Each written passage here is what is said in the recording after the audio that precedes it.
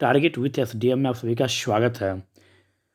आज हम लोग कुछ महत्वपूर्ण प्रश्नों को लेकर आए हैं, जिसमें प्रश्नों की संख्या 10 है, जो अत्यंत ही महत्वपूर्ण प्रश्न है। यहाँ से प्रत्येक एग्जाम में एक न एक प्रश्न आपको देखने के लिए मिलेगा। तो चलिए चलते हैं पहले प्रश्न की ओर। पहला प्रश्न है, योजना में कोर सेक्टर का तात्पर्य है। ऑप्शन ए कृषि, ऑप्शन बी रक्षा, ऑप्शन सी लोहा एवं इस्पात और ऑप्शन डी चयनित आधारभूत उद्योग। Option number D is right answer. योजना में कोर सेक्टर ऐसे उद्योग हैं जो अर्थव्यवस्था के दीर्घकालिक आर्थिक विकास की दृष्टि से विशेष महत्व रखते हैं।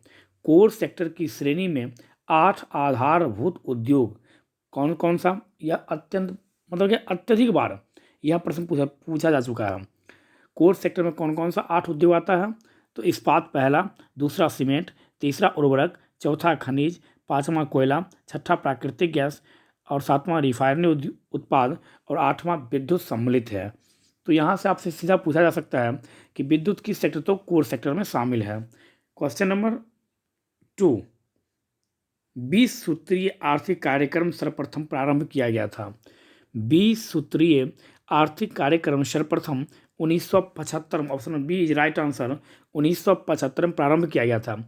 इसका मुख्य उद्देश्य कृषि एवं औद्योगिक उत्पादन को बढ़ावा देना था। इसके अलावा इसमें गरीबी एवं साक्षरता संबंधी बिंदु तथा आम आदमी के जीवन की गुणवत्ता में सुधार लाना और आय संबंधी असमानताओं को कम करने के वांछित उद्देश्य सम्मिलित थे। 20 सूत्रीय आर्थिक कार्यक्रम कब शुरू किया गया? तो 1975 में किया गया शुरू। और इसका उद्देश्य क्या था? तो इसका उद्देश्य था आम आदमी के जीवन में मतलब कि जीवन जो जिस शैली से वो जी रहा था उसमें गुणवत्ता लाना, मतलब कि उसमें सुधार लाना इसका मुख्य उद्देश्य था। नेक्स्ट, 11वीं पंचवर्षीय योजना में केंद्र, राज्य तथा संघ क्षेत्रों द्वारा निम्नलिखित में से किस पर, मतलब क्या 11वीं पंचवर्षीय योजना में निम्नलिखित में से किस पर सबसे अधिक खर्च किया गया या व्यय प्रस्तावित था? तो सामाजिक क्षेत्र, option D is right answer. मतलब क्या 11वीं पंचवर्षीय योजना 2007 से 12 में केंद्र, राज्य तथा संघ क्षेत्रों द्वारा कृषि तथा ग्रामीण विकास पर 43,743,7450 करोड़ रुपया, ऊर्जा पर 85 करोड़ और सामाजिक क्षेत्र पर मतलब कि 11 लाख करोड़ रुपया खर्चा करने का प्रस्तावित है। तो इस हिसाब से हम बता सकते हैं कि 11वीं पंचवर्षीय योजना में सर्वाधिक प्रस्तावित खर्च में जो था, जिसका कार्यकाल 2007 से 2012 रहा, उसमें सबसे अधिक खर्च सामाजिक क्षेत्र पर किया गया।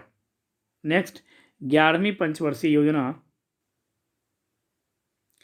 योजना में निरूपित समावेशी विकास निम्नलिखित में से किस एक को सम्मिलित नहीं करता है? तो पूंजी बाजार का सशक्तिकरण। 11वीं पंचवर्षीय योजना के अंतर्गत समावेशी विकास मतलब क्या इंक्लूसिव ग्रोथ में पूंजी बाजार को सशक्त करने के अलावा अन्य तीनों विकल्प सम्मिलित है। मतलब कि पूंजी बाजार का जो सशक्तिकरण है यह इसमें शामिल नहीं था। इसके अलावा यह तीनों कौन सा? तो गरीबी में कमी लाना, रोजगार अवसरों का विस्तार करना और लिंग समानता में कमी लाना 11वीं पंचवर्षीय योजना में निरूपित समावेशी में यह तीनों शामिल था। नेक्स्ट, 11वीं पंचवर्षीय योजना का उद्देश्य क्या था?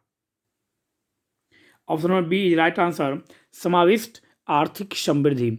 11वीं पंचवर्षीय योजना में सर्वाधिक राशि सामाजिक सेवा के लिए आवंटित की गई थी। इस संदर्भ में ऊर्जा क्षेत्र का द्वितीय स्थान है।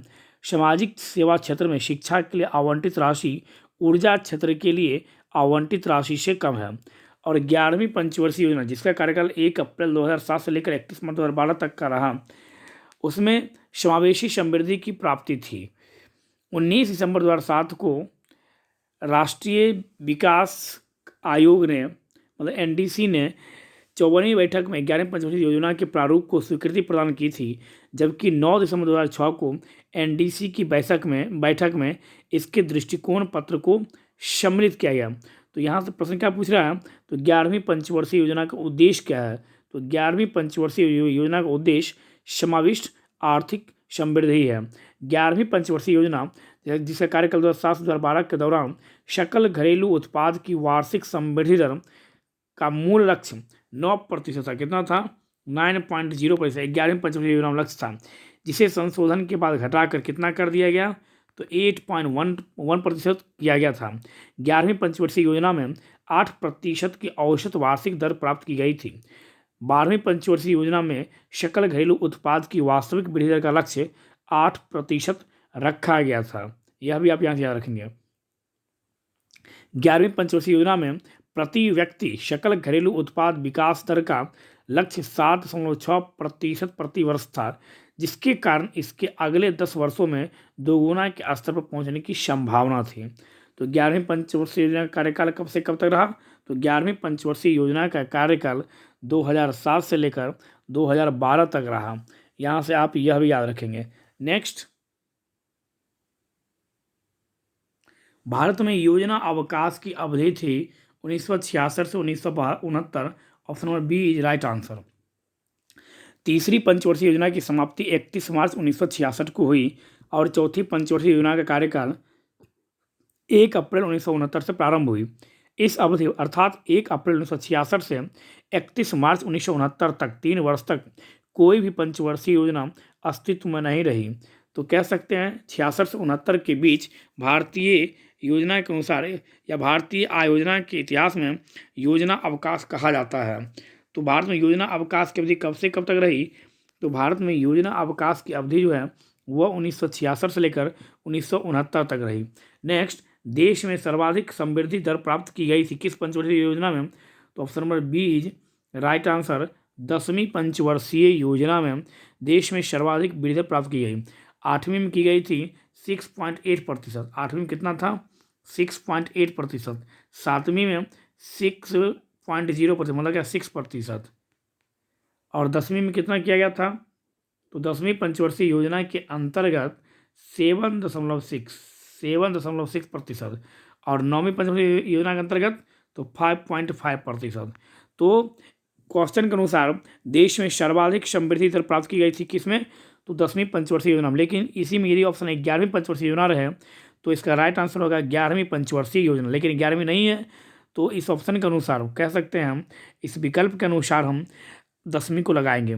11वीं पंचवर्षीय योजना में 8% की विकास की दर प्राप्त की गई थी और 12वीं पंचवर्षीय योजना में 8% का लक्ष्य रखा गया था। यह भी आप याद। और 12वीं पंचवर्षीय योजना कब से कब तक चला था, तो आप बता सकते हैं 12वीं पंचवर्षीय योजना कार्यकाल 2012 से 2017 रहा। यहाँ पर आप यह भी याद रखेंगे। और वर्तमान में कोई भी पंचवर्षीय योजना नहीं चला, क्योंकि योजना आयोग को ही समाप्त कर दिया गया और योजना आयोग के स्थान पर नीति आयोग की स्थापना की गई। और नीति आयोग की स्थापना 1 जनवरी 2015 को किया गया था, जबकि योजना आयोग की स्थापना 15 मार्च 1950 को किया गया था पंडित जवाहरलाल नेहरू जी के द्वारा। योजना आयोग का ही नाम बदलकर नीति आयोग कर दिया गया, जिस मतलब क्या प्रधानमंत्री नरेंद्र मोदी जी के द्वारा यह किया गया। और प्रधानमंत्री नरेंद्र मोदी का योजना आयोग के पदेन अध्यक्ष प्रधानमंत्री होते थे, उसी प्रकार से नीति आयोग के भी पदेन अध्यक्ष प्रधानमंत्री ही होते हैं। यह भी आप यहाँ से याद रखेंगे। निम्नलिखित योजनाओं में से भारत में उच्चतम वृद्धि दर किस योजना में रही, तो 11वीं पंचवर्षीय योजना में कितना प्रतिशत, तो 8%। मतलब क्या, जब ऑप्शन में 11वीं और 10वीं दोनों रहे तो आप लगाएंगे कौन सा, तो आप यहाँ पर क्लिक करेंगे 11वीं पंचवर्षीय योजना। लेकिन जब 11वीं पंचवर्षीय योजना ऑप्शन में नहीं रहे तो आप क्लिक करेंगे 10वीं पंचवर्षीय योजना। यह भी आप यहाँ से याद रखेंगे। नेक्स्ट, भारत में अनवरत योजना किस वर्ष कार्यशील थी। भारत में अनवरत योजना 1978-1979 में कार्यरत थी। वर्ष 1978 में जनता पार्टी की सरकार ने 5वीं पंचवर्षीय योजना 1974 से 1979, जिसका कार्यकाल था उसको समय से पहले समाप्त करके वर्ष 1978 से 1979 मतलब 1 वर्षों के लिए अनवरत योजना या रोलिंग प्लान जिसको कहते हैं जारी किया। लेकिन जब कांग्रेस पार्टी वर्ष 1980 में शासन में आई तो उसने 1980 से 1985 हेतु एक नई 6ठी पंचवर्षीय योजना लॉन्च कर दी। यह भी आप यहाँ से याद रखेंगे। और 1978 में प्रधानमंत्री कौन थे, तो वो मोरारजी देसाई जनता पार्टी की तरफ से। निर्धारित अवधि से 1 वर्ष पूर्व समाप्त होने वाली पंचवर्षीय योजना है। मतलब क्या, अपने समय से पूर्व समाप्त होने वाली पंचवर्षीय योजना कौन सी थी, तो अभी तो बतलाया गया 5वीं पंचवर्षीय योजना, जिसका कार्यकाल 1974 से 1978-79 था, लेकिन उसे 78 में ही समाप्त कर दिया गया था। यह भी आप यहाँ से याद रखेंगे। 5वीं पंचवर्षीय योजना 1 अप्रैल 1974 को प्रारंभ हुई तथा 31 मार्च 1979 को समाप्त होना था। यह योजना जनता सरकार द्वारा 1 वर्ष पूर्व ही समाप्त कर दिया गया था। इस योजना का मुख्य उद्देश्य गरीबी का उन्मूलन और आत्मनिर्भरता था। पूछता है कि 5वीं पंचवर्षीय योजना का मुख्य उद्देश्य क्या था, या किस पंचवर्षीय योजना का मुख्य उद्देश्य यह था? तो गरीबी का उन्मूलन और आत्मनिर्भरता था 5वीं पंचवर्षीय योजना का मुख्य उद्देश्य। इस योजना में वर्ष 1978 से 1979 तक विदेशी सहायता को घटाकर शून्य कर देने का लक्ष्य रखा गया था। 5वीं पंचवर्षीय योजना में रोजगार स्तर वृद्धि, गरीबी उन्मूलन और आत्मनिर्भरता पर जोर दिया गया था। साथ ही साथ इसमें रक्षा एवं कृषि उत्पादन में आत्मनिर्भरता पर भी जोर दिया गया था। 5वीं पंचवर्षीय योजना में 5वीं पंचवर्षीय योजना के बारे में कह सकते हैं आप, सर्वप्रथम योजना आयोग द्वारा 1972 में 5वीं योजना का दार्शनिक आधार तैयार किया गया था। इस आधार को रोजगार प्रधान कहते हैं। इसके कुछ समय पश्चात सुब्रमण्यम के स्थान पर श्री डी.पी. धर योजना मंत्री बनाए गए और उनके नेतृत्व में नई सिरे से इस योजना का दृष्टिकोण पत्र तैयार किया गया था, जिसका आधार उत्पादन प्रदान कर दिया गया। इस प्रकार 5वीं पंचवर्षीय योजना 1974 से 1979 का प्रारूप स्वीकृत किया गया, जबकि देश में आपातकाल 25 जून 1975 से 21 मार्च 1977 तक लागू रहा था। और उस समय हमारे देश की प्राइम मिनिस्टर प्रधानमंत्री थी कौन? तो श्रीमती इंदिरा गांधी। और आंतरिक कलह के कारण या 25 जून 1975 को जो आपातकाल घोषणा की गई, या आंतरिक कलह के कारण श्रीमती इंदिरा गांधी जी के द्वारा किया गया। यह भी आप यहाँ से याद रखेंगे। तो हम उम्मीद करते हैं कि यह 10 प्रश्न आपको समझ में आएगी और आपको आपके एग्जाम में यह मदद करेगा। धन्यवाद।